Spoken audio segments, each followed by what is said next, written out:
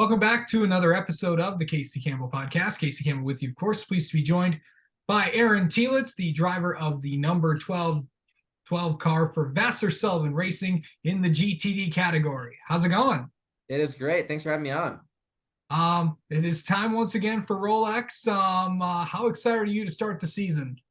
Just really excited to get going. We finally had kind of our seasons are back lined up the way they normally are. Telitz in October. So we've had a nice little off season, ready to get back at it. Yeah, just kind of talk about just what you've been up to just this off season, trying to prepare for everything in this kind of new era of sports car racing. How exciting is it to go back once again in this in just a really exciting time in IMSA? Yeah, I mean, to be fair, for me, not a ton has changed. GTD is still kind of the similar category. Lexus doesn't have a new car. So it's still the RCF GT3 car, which is a race winning capable car, which we're excited to campaign again in 2023. But I'm a new dad, so I've been doing a lot of daddy daycare over the winter, enjoying time with the family, and just getting ready to go for another great year. So yeah, of course, you mentioned it. Of course, how is being a dad going? It's great so far. A lot more fun and not quite as difficult as I thought it might be. I had like really high expectations for how much work it was going to be, and it's not quite as taxing as I thought it was. Obviously, my amazing wife helps out a lot too, so we're doing all right. Yeah, man. Well, yeah, you say that now, but when they get to 2 and 3, you might change there. Yeah, possibly. So, just kind of talk about being with this team for as long as you have.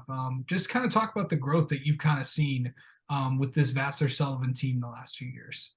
Yeah, definitely. I mean, this is the longest I've driven for the same team, organization, manufacturer ever in my career, coming up through the road to Indy, for my junior stuff, and now just finding a home with Vasser Sullivan and Lexus has been really good for myself personally, who it's a struggle to become a race car driver, to find a job, to really make it, air quotes.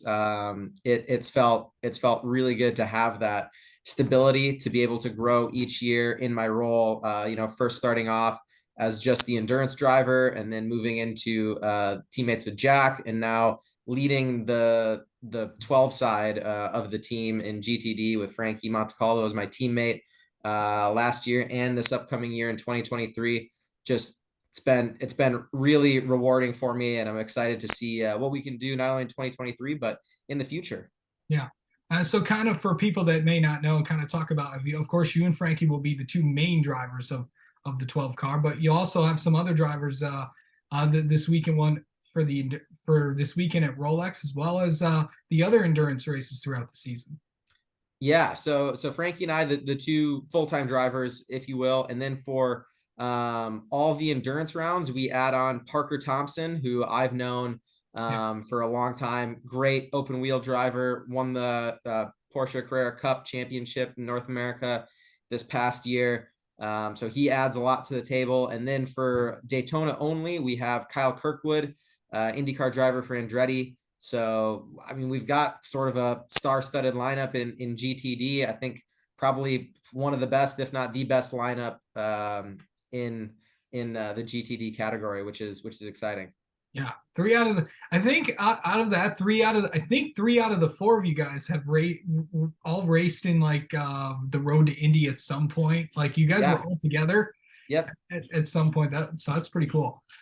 So kind of talk about the season starting. Lots of new places, going back to Indianapolis this season, and just kind of talk about the schedule and what it's going to be like. Yeah, I mean, the schedule, the first few races are pretty much the same as they have been. We go Daytona, Sebring, out to Long Beach, and then the schedule changes a little bit there. We no longer have Mid-Ohio on the schedule, which is a bit of a bummer. I like Mid-Ohio. I think it's a great track, so bummer to see that one go, but exciting to add the Indy GP track. I've raced on that quite a few times in my open wheel career, never in sports cars. Or actually, just kidding, I did race the Indy GP track in SRO GT4 in a Supra this past year. So I do have a little bit of experience in a GT car. But yeah, just it's one less race essentially because we're losing Detroit as well. No Detroit race for us. We don't get to go to the new street course downtown in Detroit, which would have been fun. I like street courses. I think they're really challenging as a driver, and in a big GT car, it's you're sitting on the left side of the car, got to get close to the walls on both sides, so it's really fun. Who knows? You might be back. Yeah, it's of course my home race too. Oh Uh, yeah. what is one what is just talk about some of the races that you're really kind of looking forward to on the schedule. Of course you got you of course Road America, the of course the 6 hours at the Glen as well. Just kind of talk about some of the races that you're most looking forward to. Of course, your home race being Road America. Yeah, I mean, to be honest, the races I'm looking forward to the most this year are the 4 endurance rounds. Lexus finally got their first endurance win at Petit Le Mans with the 14 car in GTD Pro this last year.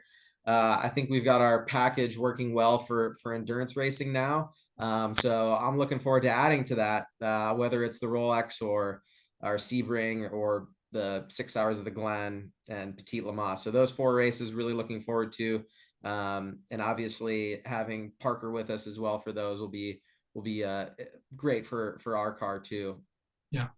Okay, so kind of talk about this race for people that may not know what this race is. What are you?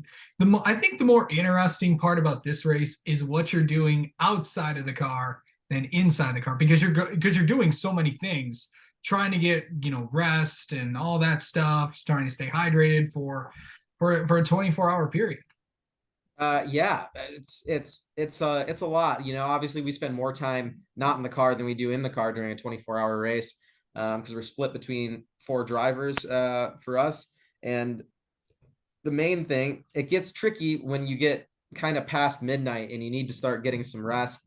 And depending on where your shifts are, you normally have a decent chunk of time to maybe take a quick nap. Maybe it's 5 hours in between the next time you have to go in, or maybe up to 6 hours. So you do have time to sleep, but you're inside a racetrack. Cars are going all over the place. Even if you're in a bus in the bus lot, the noise is just coming in. You've got to get some noise canceling headphones, black out one of the rooms in the bus or whatever, and try to get some sleep. I think that's the number one thing. My first Rolex in 2019, I made the mistake of not sleeping, and I don't recommend that. No, don't do that. It's yeah. Just kind of talk about how you kind of plan that around there, like how just kind of talk about the sleep schedule and how that kind of affects you as a driver and trying to prepare and work with that. Yeah, I mean, to be honest, I'm not going to do anything the week before or leading up to it. I'm not going to like set my alarm for 2 a.m. if that's the stint I'm supposed to have. Like you just have to know, all right, when you have a time for a quick nap or a break, whatever it is, you got to go get some rest. That's the best thing you can do. You don't need to be like preparing beforehand for your stint in the middle of the night. Because the race isn't won in the middle of the night either. That's the other thing too. Like, it can easily be lost. Then you can lose it on cold tires coming out of the pits. You can make all sorts of mistakes, but that's just halfway through the race is the middle of the night, and you still have another 12 hours to go. When you're at 2 a.m. or whatever it is. So you're just completing laps, not hitting anything, taking care of the car, the brakes, saving fuel. That's the main part at night. And it sounds easy to say, but it is not easy. Yeah. I might as well just ask you this too. I've asked almost everyone that I've had on here competing this year is what's it going to take to win this race? Take care of your car. That's it. That's pretty much it. I think if you avoid the mayhem, I mean, what do we have? 63 cars or whatever it is. One, I think. 61. Yeah, the max grid number. You just have to take care of your car. If you don't hit anything, your car continues to run the whole race. Even if you're not the fastest car, that's almost irrelevant. If you just make it to the end, the last 3 hours, 4 hours, you've had a clean race, no issues, you'll be in contention to win, but you got to get there. All right. Well, Aaron Telitz, thank you so much for coming on and talking with us, and best of luck in the Rolex 24. And we'll have you on again sometime later in the year. Awesome. Thanks for having me.